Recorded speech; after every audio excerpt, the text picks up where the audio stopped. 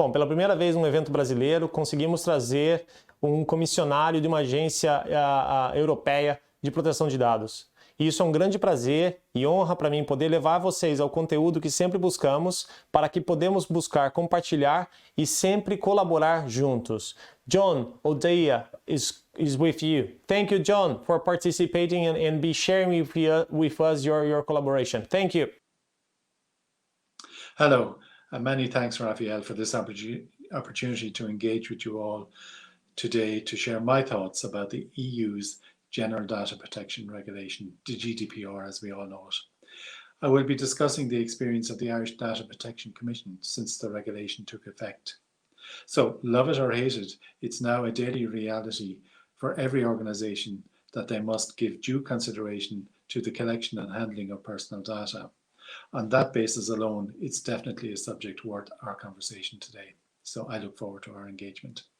Many of my comments will be by reference to the GDPR, and an important element of that law is that there is a specific independent data protection authority in each EU member state to monitor and enforce the application of the law. In Ireland, that authority is the Data Protection Commission, commonly known as the Ddpc. The GDPR, which is applicable since May 2018, was introduced with a significant emphasis on increased enforcement powers for data protection authorities and the possibility of fines amounting to 4% of global turnover. And these issues have been making the headlines ever since it was introduced.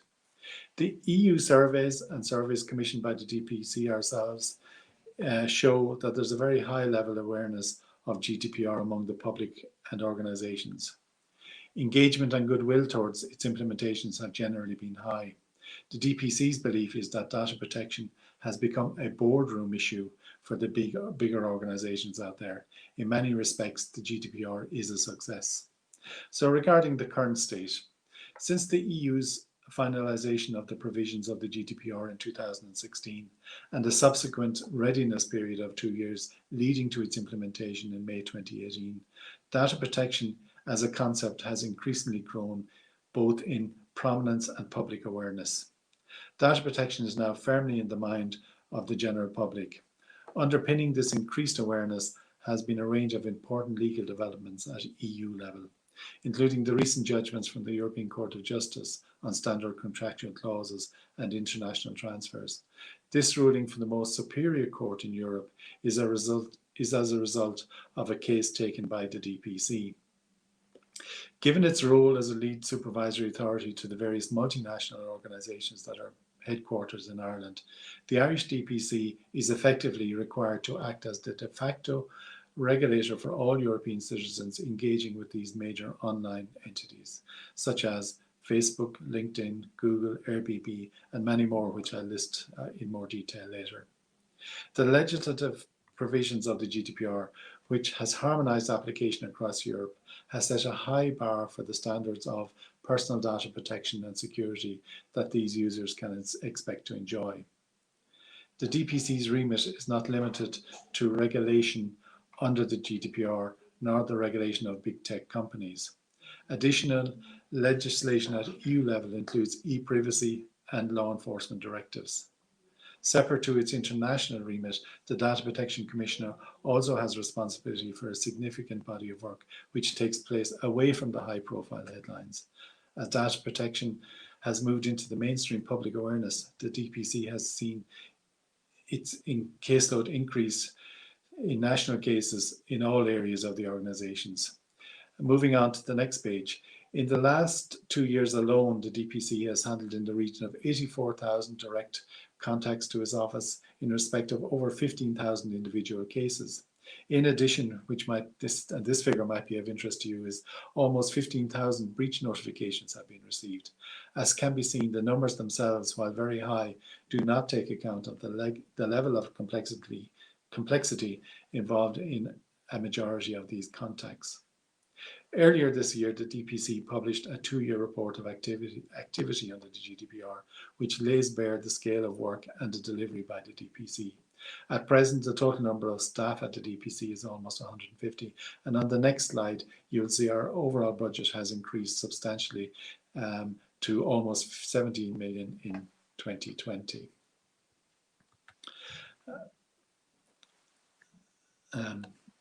So where are we at with the GDPR? The GDPR is an ongoing dialogue. From a regulatory perspective, the GDPR needs to be an ongoing dialogue as we figure out how different stakeholders can each optimize the provisions of the GDPR to ensure that the processing of personal data really does serve the individuals. The dialogue has to be constantly evolving, and the next slide will just show you that, again, just going back over the numbers of cases that we've dealt with since May, it shows the increase in the dialogue that's happening. This is because the GDPR was designed based on high-level principles, including lawfulness and fairness. It is technology neutral and advocates a risk-based approach. It is intended in a way to cover all sectors, contexts, and scenarios in which personal data is processed. It therefore requires a case-by-case interpretation. I think overall the GDPR has got off to a good start. Levels of awareness and engagement with the new law are very high, as measured by the Ddpc and EU Commission surveys. We've seen widespread evidence in recent months that attempts to comply with the GDPR are high. With the range of personal data issues the current global pandemic has given rise to, we've seen how GDPR has been to the forefront in steering good practice regarding the processing of personal data to millions of people. So I'm just going to talk in the next slide now about COVID and data protection. Thinking about difficult times in which we now find ourselves, today we are gathered, at least in the virtual sense, in the middle of a global pandemic, and we are choosing to focus our discussions on data protection. But I believe this is no indulgence on our part, because it's these types of crisis circumstances where we can see people's rights being squeezed and harmful shortcuts being taken. The COVID-19 pandemic has reinforced, certainly in Ireland, that there is a will on the part of the people to resist having their rights eroded with vague arguments such as, but we need to track your every move because of the pandemic. Some commentators have compared reactions of government in terms of the desire to surveil and invasively control their citizens through data collection to the reactions post 9/11 in the US, where legislation was introduced allowing for much more extensive data collection and surveillance by law enforcement agencies. And the problem is, when the pendulum swings too far on personal data collection, it's hard to reverse it, and measures that were meant to be temporary become permanent, and we have seen that in the past. But with COVID-19, nobody has been allowed to forget about data protection. The Ddpc in the last 5 months has had significant consultation roles in the development and the deployment of voluntary contact tracing app in Ireland, the implementation of a return to work protocols by the Health and Safety Authority. These protocols involve multiple elements of data collection, including manual testing and tracing systems around COVID-19. And for the Department of Education, issues arising around the first ever estimated grades process for state exams in Ireland. All these are big projects and have implications for individuals' data protection rights. No shortcuts are being tolerated by the Ddpc or the public. While being fearful of the virus, equally people don't want to throw all of their rights away in the name of the state protecting them from the virus. I raise these examples to show how central and important data protection is in this pandemic, and also because they are examples of engagement of data controllers with the Ddpc to deliver better outcomes from the outset for those whose data is being processed. But as I will mention later on, there's little incentive beyond knowing we're doing the right thing for the Ddpc to engage in this consultation in a proactive way, because what appears to be the dominant narrative about regulation of data protection is that only hard enforcement counts and that only big fines count as effective enforcement. The prevention of problems does not get the same recognition as imposing fines. However, we feel it is much more effective. I want to talk now in the next slide about regulating big companies, and I have a list of them here. In a survey published by the Fundamental Rights Agency last month, marking 2 years of GDPR, Irish respondents were right up there in the top tier of EU citizens in terms of knowing that the Ddpc exists and the fact that complaints can be raised with the authority. This is reflected in the complaint volumes we receive. as I have outlined earlier. However, the DPC takes very seriously its responsibility as lead authority regulating big tech companies based in Ireland. In circumstances where almost all EU citizens are affected by the investigations we have opened into big tech, these investigations are our #1 priority. In 2008, Facebook announced it was establishing its international headquarters in Dublin. Over the following decade, a whole range of other tech platforms followed suit. However, the Irish DPC did not have exclusive jurisdiction to regulate them during this period. It wasn't until the application of the GDPR in May 2018 that EU data protection law established for the first time the so-called one-stop shop mechanism for multinationals. This provided for regulation of those tech companies by one lead supervisory authority in the member state in which the main establishment of the company exists. However, ultimately the GDPR requires that the lead authority engages in a co-decision-making process with other EU data protection authorities when the lead authority takes enforcement action.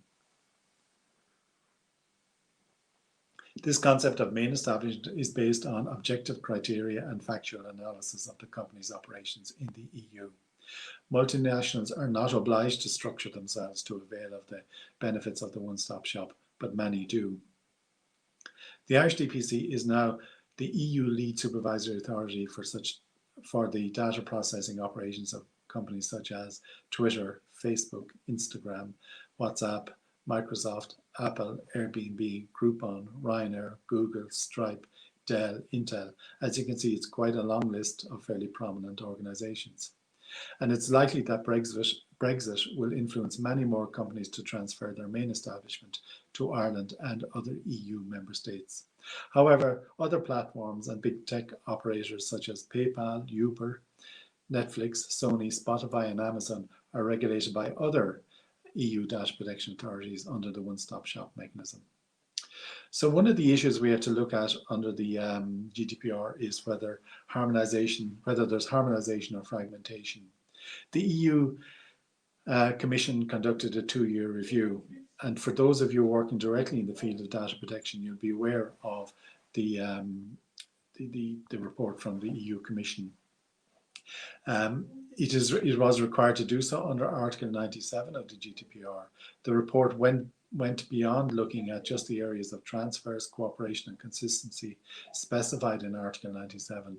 However, the word fragmentation hopped out of the pages of the report in several contexts referenced by the EU Commission.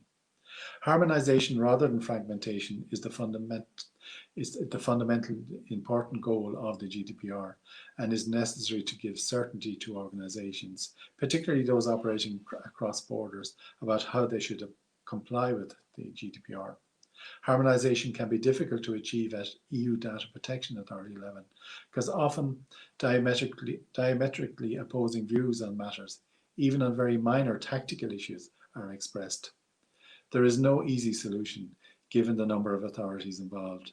It's important to bear in mind also that appeals to national courts will over time give rise to potentially divergent decisions. In addition, the expected uptake of compensation actions under Article 82 will also potentially generate some differences in approach between EU member states, and this is yet to be seen. So what do we look at when we look at effective regulation? And I just have a slide on this. Let me be clear from the outset. We have a state-of-the-art legal framework in the GDPR. It sets out high-level principles in terms of transparency, fairness and accountability. There are some procedural issues involved in this EU law, but they're not necessarily a showstopper. But my goal isn't to argue about whether legal tools are precisely perfect.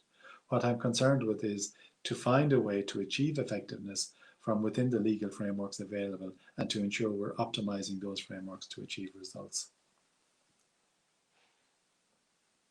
I also want to be clear that as a regulator, the DPC believes in the need for strong enforcement, heavy sanctions, and we have now issued a number of fines under the new legal regime in circumstances where those fines were warranted.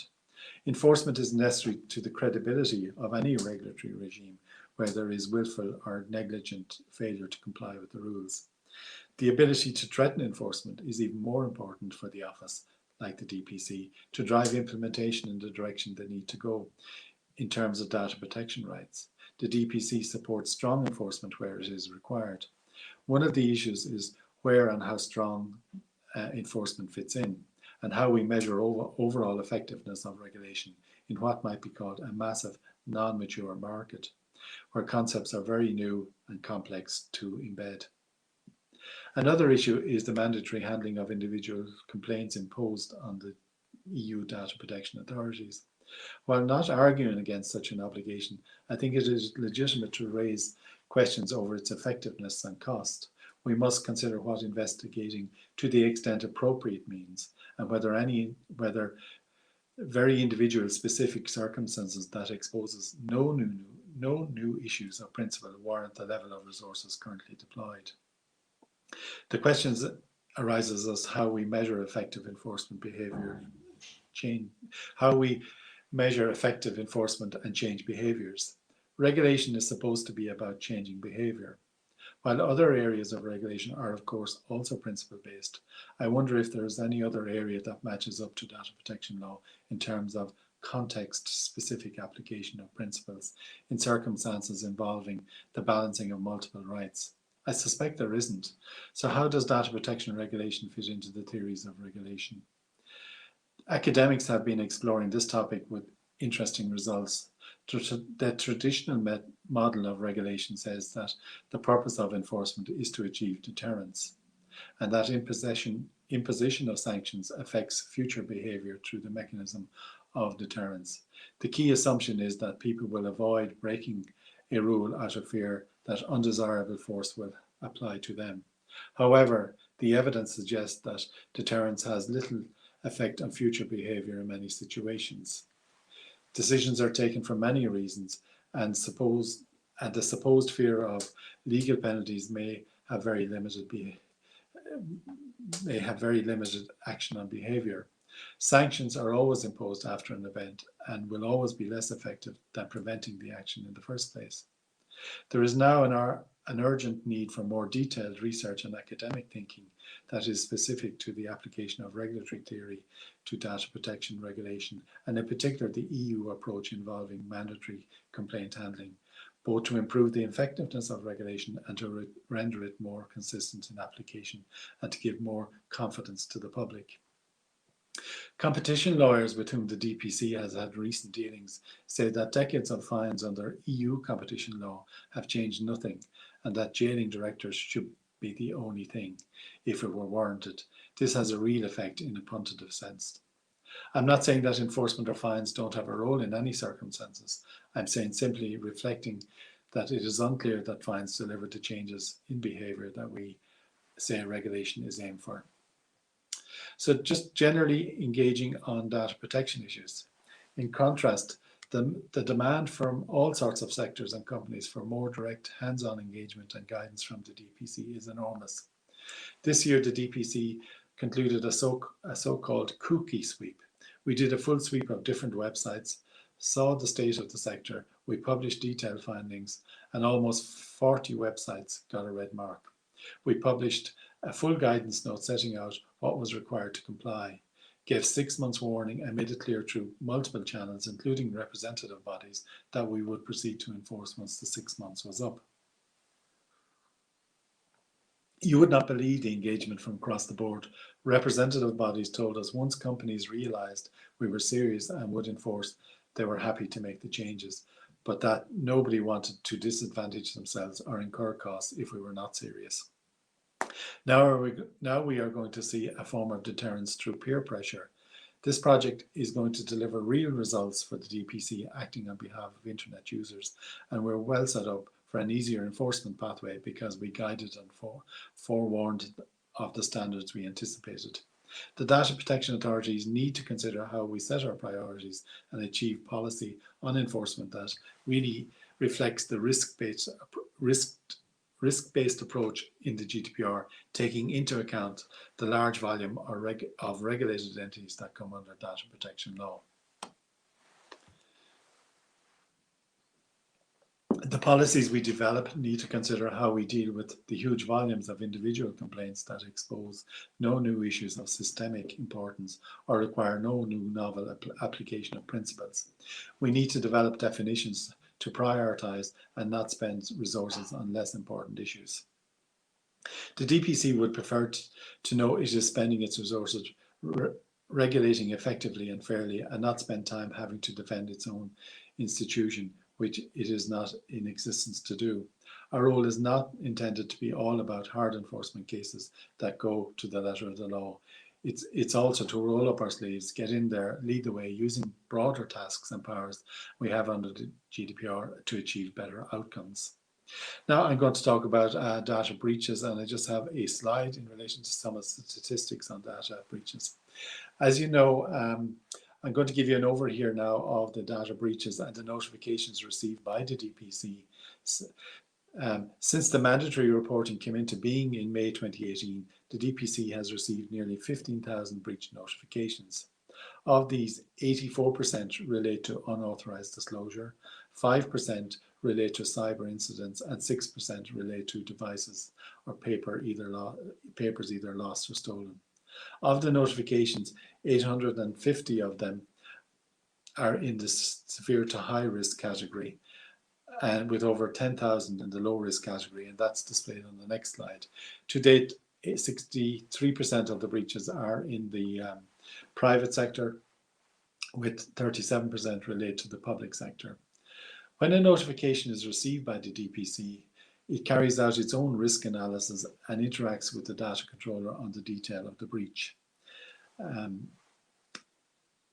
Where the DPC considers it appropriate, it will carry out a formal inquiry into the breach, and to date 64 formal inquiries have been commenced.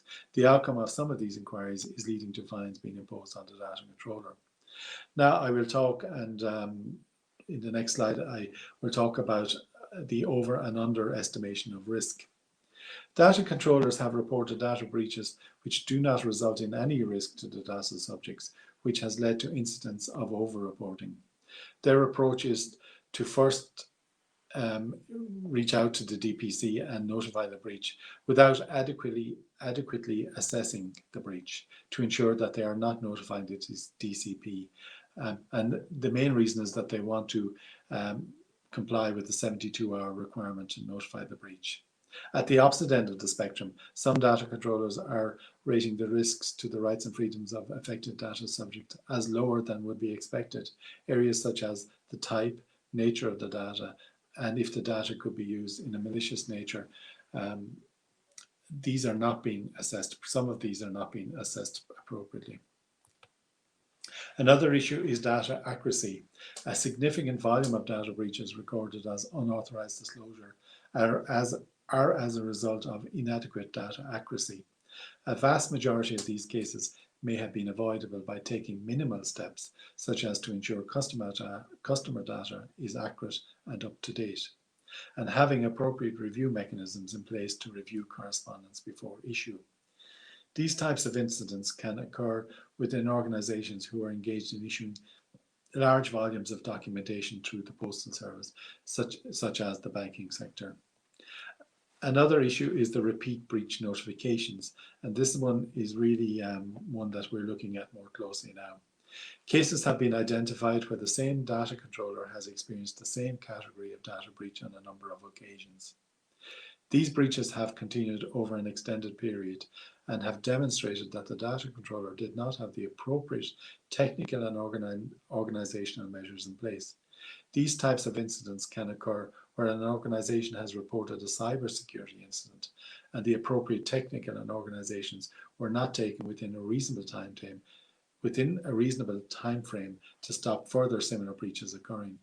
The DPC considers this a very serious issue and will take action against organizations where they are slow to implement the appropriate security measures. This is really one now that the DPC is focusing on, and which is obviously of interest to the audience here today. Another issue is inadequate reporting. Data controllers have been identified as not providing the breach notification unit in the DPC with adequate information concerning the breach incidents that they have experienced. This inadequate reporting takes the form of providing incomplete notifications and significant delays in responding to requests for further information. Another issue is technical knowledge. There are obstacles surrounding the level of knowledge data controllers possess, and these have been identified in relation to identifying that they have been the victim of a malicious cyber incident, the appropriate safeguards which should have been employed to reduce the risk of incidents of this nature occurring, and the measures and actions which need to be taken immediately after the breach of this nature has occurred. Such incidents have been identified as being more an issue for smaller to medium-sized organizations who may have access to limited resources and knowledge in terms of IT. However, there may be serious implications for data subjects affected by the breach. Another issue that arises is social engineering. It has been identified in the telco sector in particular. It is reporting increased incidents of social engineering, which in turn have resulted in unauthorized access to data subjects' telephone accounts, and in some cases have left those data subjects susceptible to fraud. All of these issues just mentioned show that companies need to take action to ensure the security of their data, as stipulated by Article 32 of the GDPR, or face strong enforcement action from the data protection authorities. So I just want to conclude now, and just to overall sum up very quickly before I finish. So as DPAs, we need to work out ways to prioritize the most important data protection issues so that our resources are being used to bring about the greatest data protection benefits for the maximum number of people. At the moment, an office like the Ddpc is accused of being ineffective because we have not clocked up enough large fines. In reality, thousands of complaints are achieving successful outcomes through amicable resolution between the parties. We need to agree on how to measure effectiveness objectively, and then we can start a true league table in relation to effectiveness. The bottom line is that the Ddpc will take enforcement actions, will impose fines where it is warranted and appropriate, and will take action in relation to data breaches, and this is to the forefront of the Ddpc priorities. So thank you very much for listening, and I wish you success with the rest of your conference. Thank you.